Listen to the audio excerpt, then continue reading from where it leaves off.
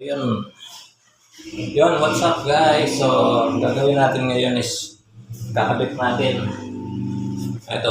na natin yung main breaker kasi nahirapan tayo magtanggal dito. So, naghanap pa ako ng pantanggal dahil na-lost thread lalo. So, yun, kabit na natin.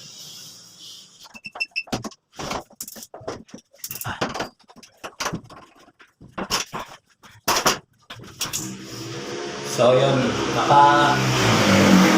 temporary na nga pala tayo ngayon dito guys. So, live. Tapos walang breaker doon sa taas, nakatap tayo mismo sa live. So, medyo mahirap-hirap dahil live power na tayo. So, ayan, let's go. Gawin na natin, baka gawin pa nila. Ayun, bumili na rin pala ako na ito dahil Allen rings. Nawala na yung mga Allen rings ko dati. So, ayan, bumili ulit ako ng bago. Kami naman, kailangan natin ng mga ganito dahil sa trabaho natin. Okay. Okay, muna natin to.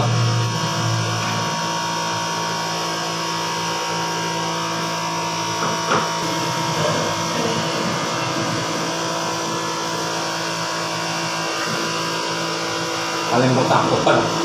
Munti ko nakawakan.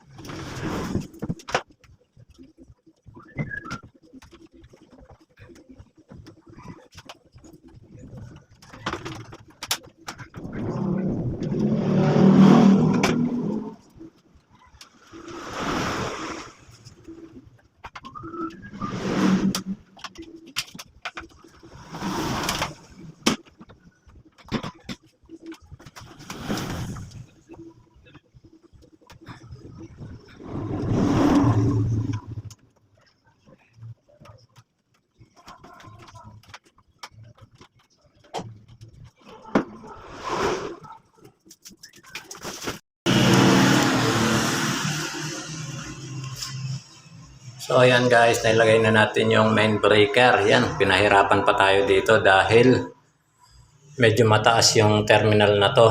Nagbawas pa tayo. Ayan, tulad yan guys. Oh. Binawasan natin para hindi dumikit dito.